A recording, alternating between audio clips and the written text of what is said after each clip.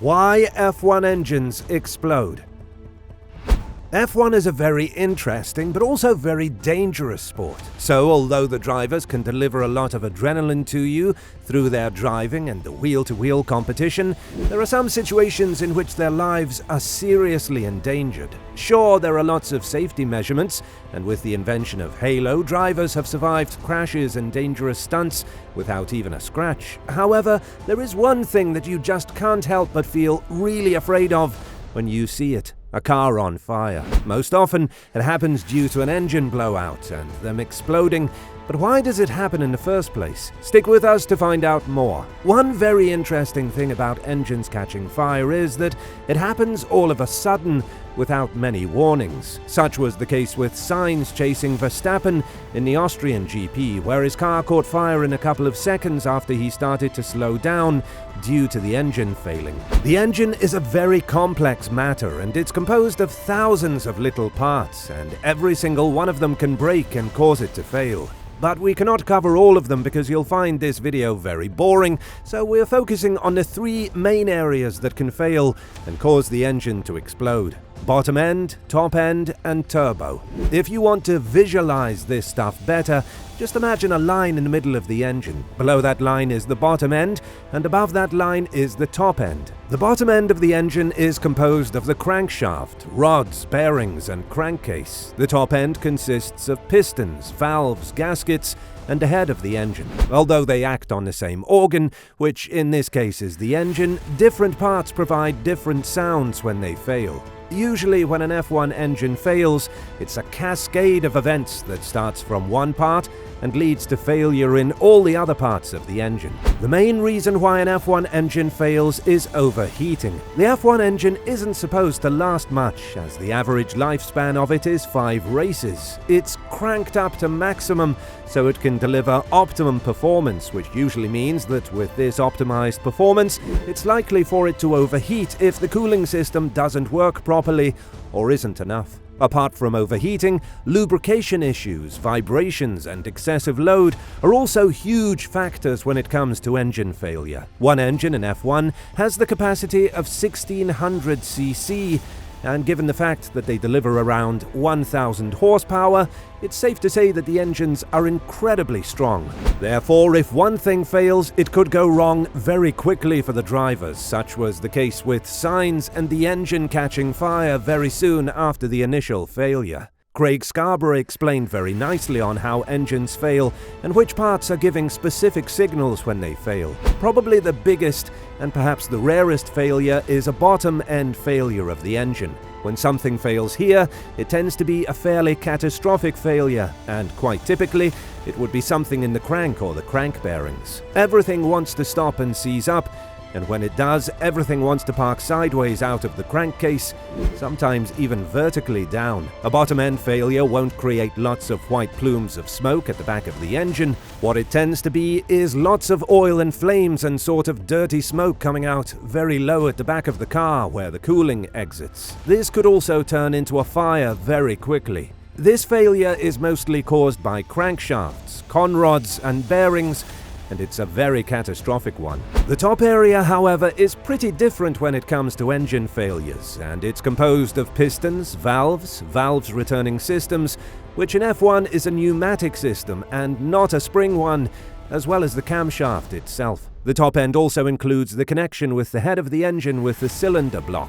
In your normal average car, this part includes the head gasket, but because F1 components are very precisely machined, they often use only an O-ring. The failure that you, as a fan, tend to see from the top end of the engine is a huge plume of smoke coming out of the back of an F1 car, billowing white clouds from the exhaust. But it doesn't have to be purely from the exhaust. It can actually break out of the cylinder head and come out the back of the engine cover. So when you see that large billowy failure, that tends to be the water coming out with the rest of the oil and bits of engine from a failure in that area. Again, this comes with immediate loss of all power, The engine is scrapped, says Scarborough. Therefore, the top end differs from the bottom end failures by producing huge clouds of white smoke, either from the exhaust or from the top of the engine. Similar to the bottom end ones, it's very catastrophic and it requires immediate retirement. The driver needs to get out of the car ASAP, because it could catch fire sooner rather than later. The final part is the turbo, something that has prevented Leclerc to finish the race in Barcelona after the decent lead he had ahead of his rivals. If you think about the stresses that they are under, you have to know the two impellers in Formula One up to 12,500 RPM. I know that other turbochargers can go faster, but it's still a significant amount of force of these things spinning around.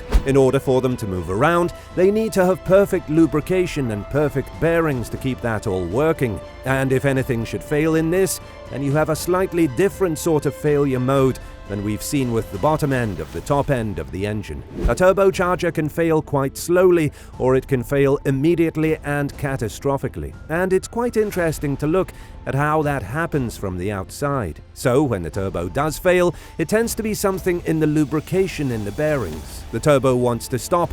It wants to rat around, and very well that means that the impellers are impacting the casings. Parts start to explode, fly out of the casings, and quite typically this means there is a huge loss of oil immediately as you get this big, catastrophic failure. So again, from the fan side, if you're listening to the onboard, you will actually hear the white noise from the turbocharger, the whistling sound to suddenly drop. Normally it's associated with some grunting and grinding noises. Then from the outside, watching on the TV, you will start to see the telltale puffs of blue smoke coming out of the tail of the exhaust pipe.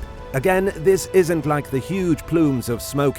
It's not like the top-end failure where you'll get billowing white smoke. You'll normally get a few puffs and then a consistent puff as the engine then winds down, finished Scarborough. The main thing here is that turbo failures happen mostly due to failed lubrication, which often means there is oil around the hot exhaust. Therefore, you can also get fired from this type of failure.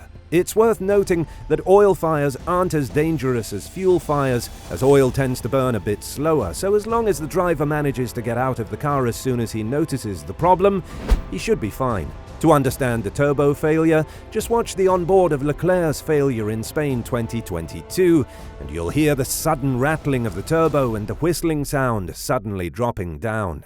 Ferrari has been the team that struggled more with these kinds of problems in the 2022 season. True, Red Bull also had reliability issues, but their problems were more connected to the fuel pumps and the overall fuel system. As for Ferrari, the noise that the cars made when they failed and the smoke that came out of the exhaust pipe in Spain and Baku for Leclerc pointed out that the problem is indeed in the turbocharger. Also, it was a cruise-down failure, as the car didn't stop immediately but was able to roll down to the pit stops, unlike the top-end and bottom-end failures where the car stops immediately. With the 2022 budget cap, Ferrari needs to be more careful of their engines, as these failures are now more costly for both inflation and the limitation of financial spending. Due to the 2022 regulations, the cars usually seek improvement in other areas too, so it would be a really huge challenge to see how Ferrari will deal with these kinds of problems in the future.